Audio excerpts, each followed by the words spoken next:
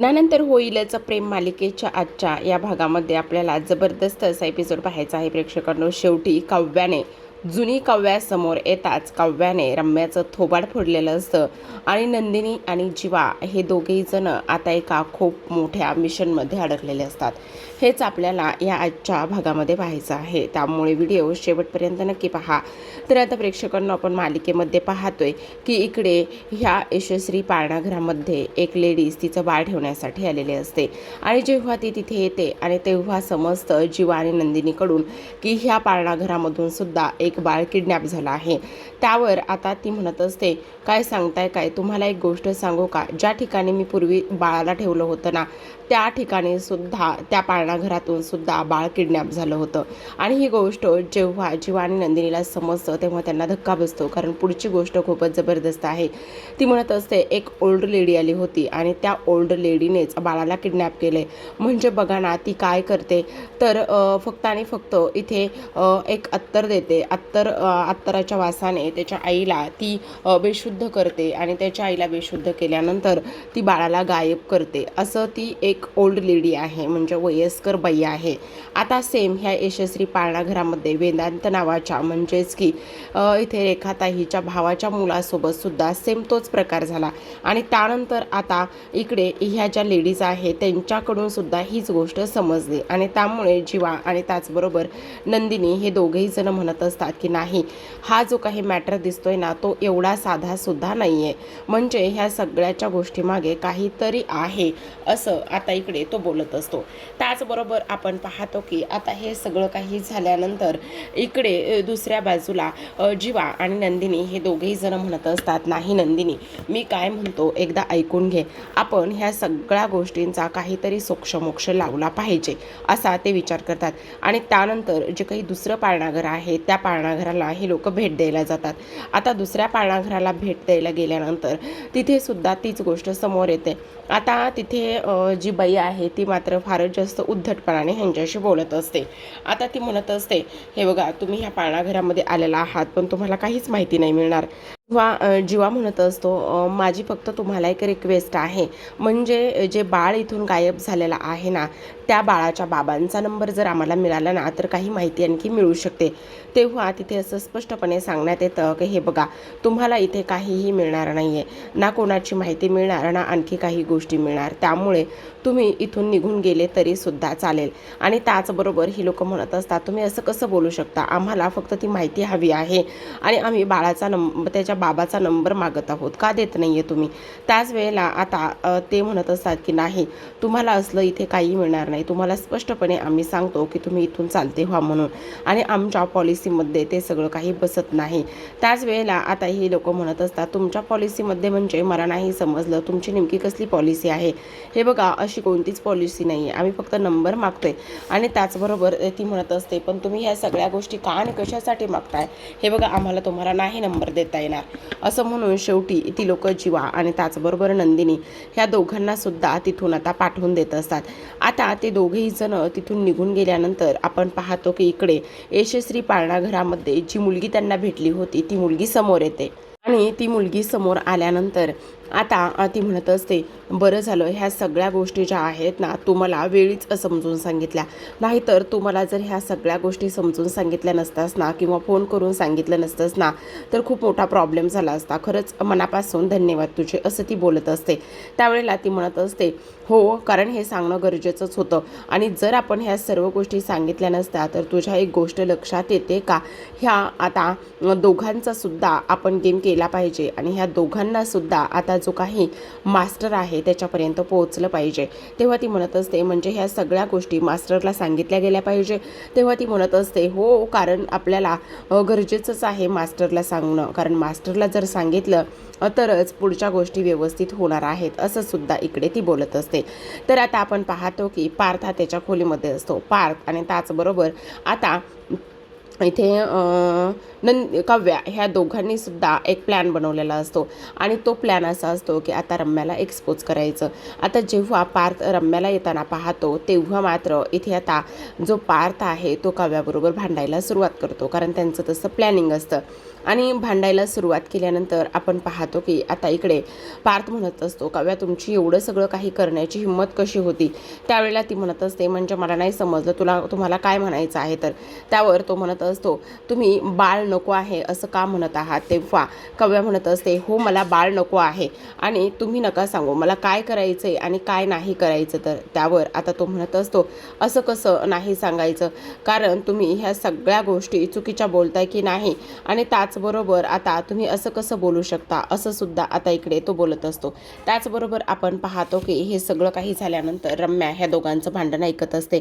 एवढं भांडण जोराचं होतं की काही विचारूच नका. आणि त्याच वेळेला आता पार्थ जो आहे ना तो काव्याला उशी फेकून मारत असतो. तेव्हा रम्या मनामध्येच म्हणत असते, अरे वा, हे तर फारच इंटरेस्टिंग आहे ना, म्हणजे मला ज्या गोष्टी हव्या होत्या त्याच गोष्टी त्याच पद्धतीने होत आहेत, ही आनंदाचीच गोष्ट आहे ना, असं म्हणून ती निघून जाते. आता ती निघून गेल्यानंतर इकडे काव्या पार्थला म्हणत असते, काय चाललंय तुमचं? तेव्हा आता तो म्हणत असतो, सॉरी खरं तर आपलं हे भांडण खूपच क्यूट वाटलं की नाही. रम्याला असं वाटलं असेल ना की हे भांडण खरं आहे म्हणून. सॉरी काव्या, मी तुमच्यावर जरा जास्तच ओरडलो का? सॉरी त्या सर्व गोष्टीसाठी.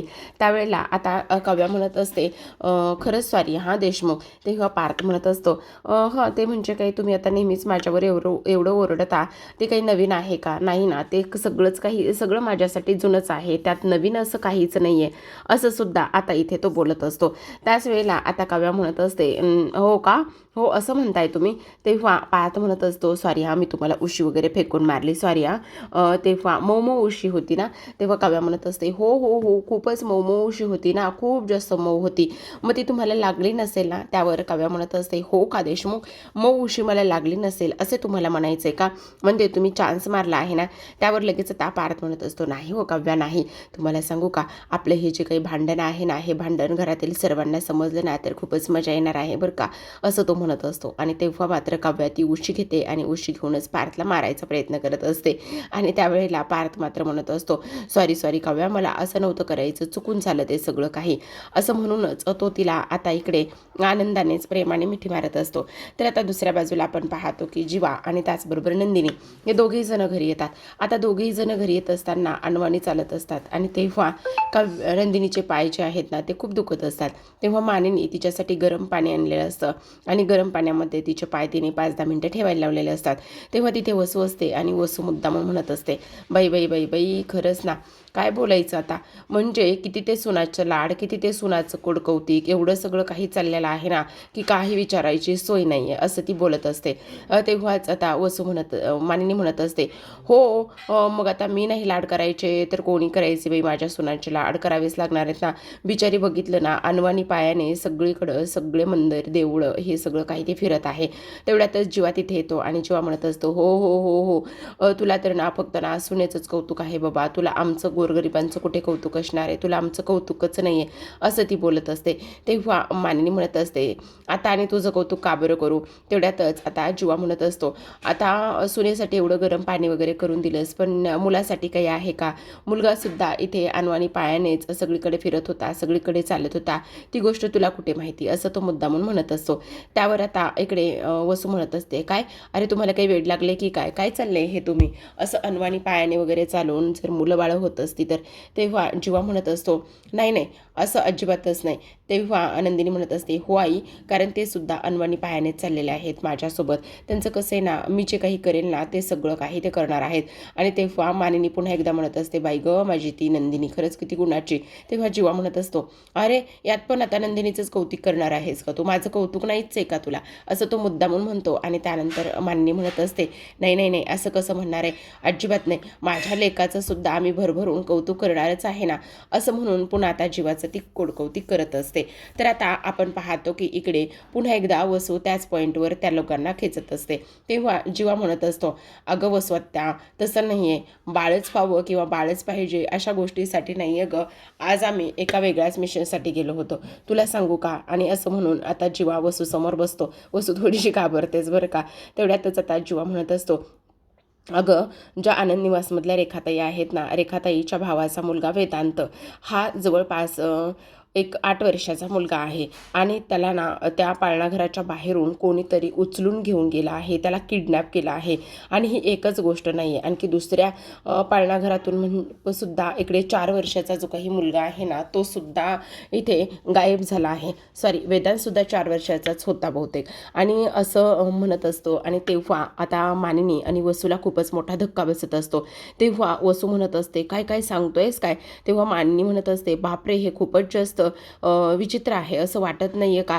तेव्हा आता वसू पुन्हा ह्या पॉईंटवर त्या लोकांना ओरडून बोलत असते. ती म्हणत असते, अरे तुम्हाला काय करायचं आहे? ती लोक काय जे करायचे असतील ना ते त्यांचं बघून घेतील ना. तुम्हाला त्या सगळ्या गोष्टीमध्ये पडायची आणि हे सगळं काही करण्याची अजिबातच गरज नाही ना. तुम्ही त्या सगळ्या गोष्टीमध्ये कशाला आणि का म्हणून पडताय? असं म्हटल्यानंतर आता जीवा म्हणत असतो, अगं काय बोलतेस तू? ह्या अशा गोष्टी तू बोलू कशा शकतेस? आणि त्याहूनही सगळ्यात महत्त्वाची गोष्ट म्हणजे एका आईला ते बाळ परत मिळणं एवढीच आमची साधी इच्छा आहे ना, आणि त्यात काही वेगळं असं नाही आहे. असं म्हणून आता लगेचच इकडे ती म्हणत असते, हो हो हो, ते तर आहेच बाई, खरंच ना. पण जीवा काय रे, तू ऑफिसला सुद्धा जात नाही आहे? असं रम्या म्हणत होती, जीवा तर ऑफिसला सुद्धा येत नाही आहे. काय बाबा, दांडी मारतोयस की काय ऑफिसला? असं मुद्दा म्हणून ती आता इथे बोलत असते. आणि त्यानंतर ती रम्या म्हणतच निघून जाते. इकडे आता मानिनी म्हणत असते, आई तुम्ही नका काळजी करू, सगळं काही व्यवस्थितच होणार आहे. त्याच वेळेला आपण पाहतो की आता मानिनी म्हणत असते, खरं सांगू का, हे असलं होणं खूपच जास्त विचित्र आहे. ह्या सगळ्या गोष्टी अशा पद्धतीने खरं तर नाही व्हायला पाहिजे, पण एखाद्यासोबत ह्या सगळ्या गोष्टी होत आहेत ना, ते सगळं काही किती भयानक आहे. हे सगळं ऐकून मला सुद्धा खूपच मोठा धक्का इथे बसला आहे बरं का.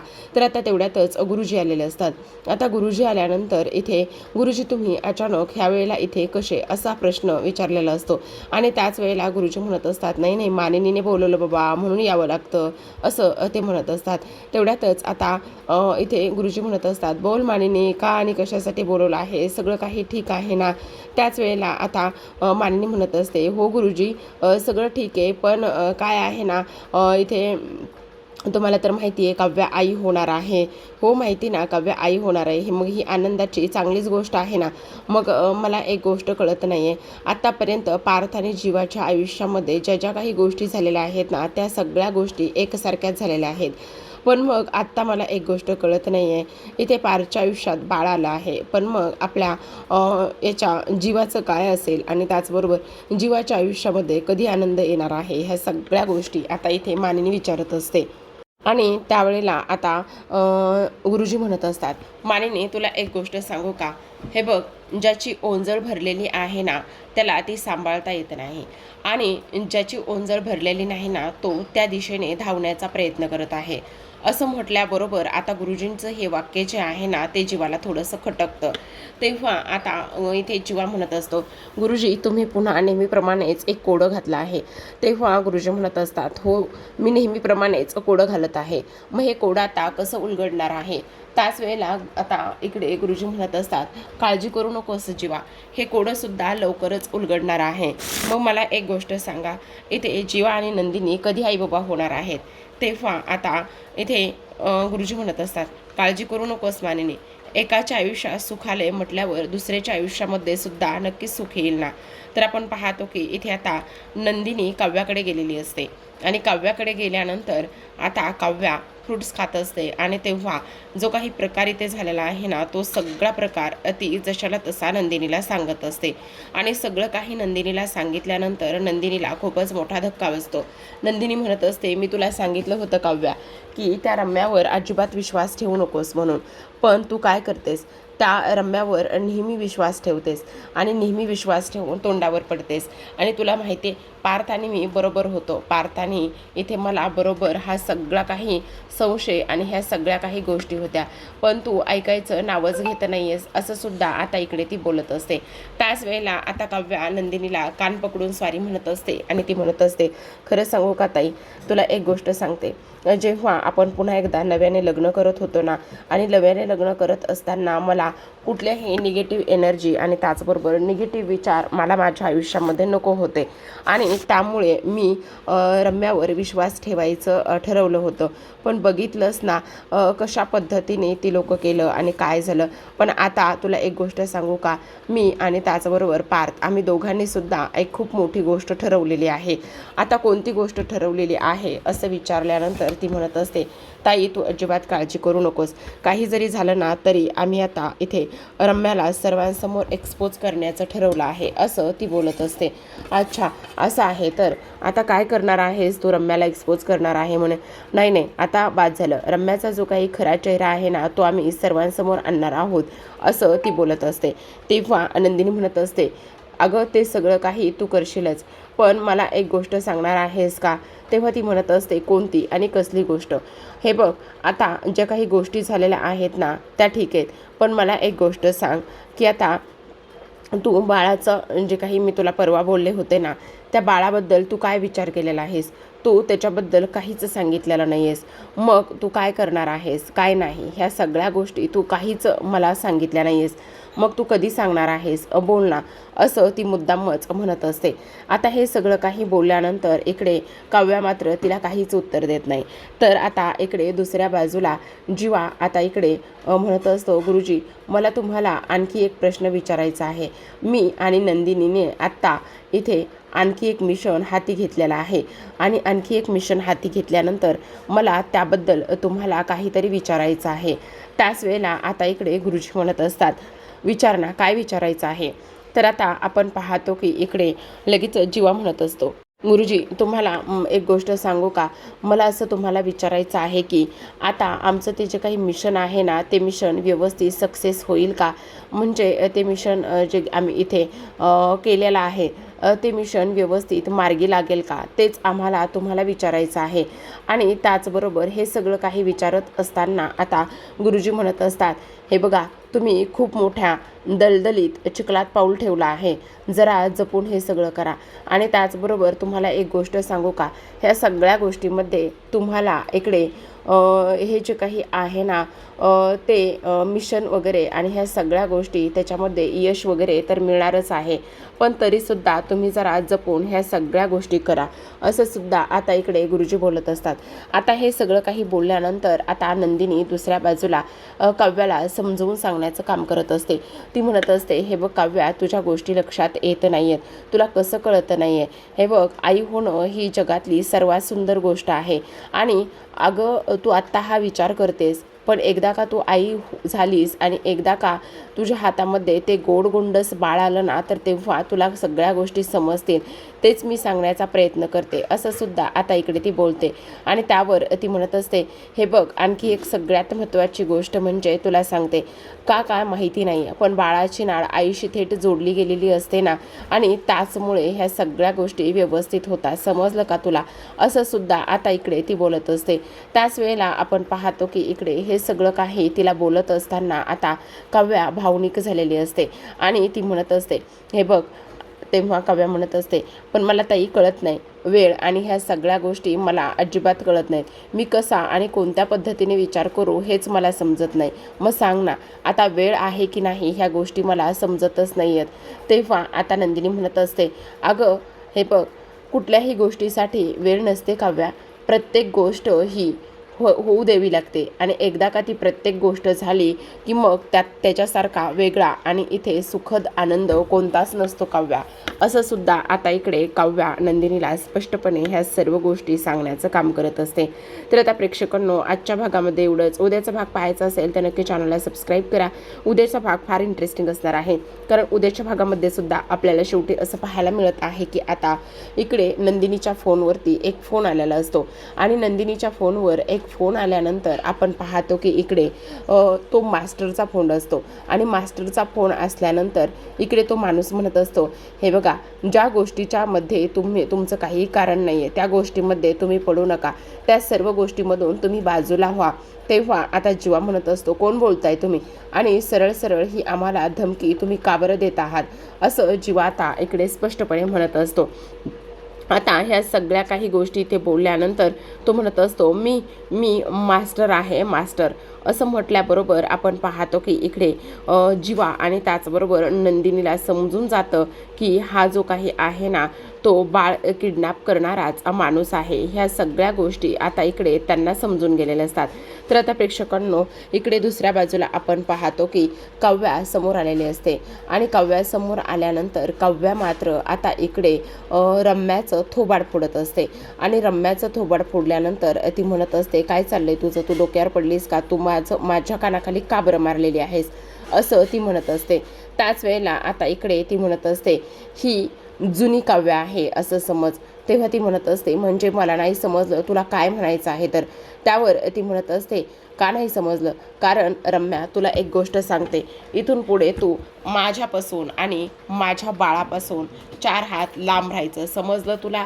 मग आता रम्या म्हणत असते हो का, तुझ्यापासून आणि तुझ्या बाळापासून 4 हात लांब राहायचं म्हणजे नेमकं काय करायचं ग? अगं तुला तर बाळ नकोच आहे ना, मग तुला बाळ नको आहे तर ह्या सगळ्या गोष्टी तू का बरं करत आहेस असं तिचं स्पष्टपणे म्हणणं असतं. तेव्हाच आता काव्या म्हणत असते बाळ नको आहे का हवं आहे ह्या गोष्टी तू ठरवू नकोस. बाळाचं काय करायचं आणि काय नाही करायचं ह्या सगळ्या गोष्टी आम्ही आमचं बघून घेऊ, समजलं तुम्हाला असं सुद्धा आता इकडे ती बोलत असते. त्याच वेळेला आता पार्थ तिचा हात हातात घेतो आणि म्हणत असतो म्हणजे बाळ आपलं आहे असं म्हणून दोघेही जण एकमेकांकडे पाहत असतात. कारण शेवटी जी काही काव्य आहे ना त्या काव्याने मात्र आता इथे रम्याचं थोबाड फोडलेलं असतं आणि जुनी काव्या इथे ऑन झालेली असते. आणि त्याचबरोबर आता इकडे रम्या जी आहे ना ती रम्या कशा पद्धतीने रिॲक्ट करेल आणि आता रम्याचं पुढचं पाऊल काय असणार आहे हे पाहणं फारच इंटरेस्टिंग असणार आहे. तर आता प्रेक्षकांनो अशाच नवनवीन मालिकांच्या अपडेट्स आणि त्याचबरोबर रिव्ह्यू जाणून घ्यायचे असतील, पाहायचे असतील तर नक्की चॅनलला सबस्क्राईब करा आणि पाहत राहा लग्नानंतर होईलच प्रेम. भेटूयात अशाच एका नवीन एपिसोडसोबत. तोपर्यंत धन्यवाद.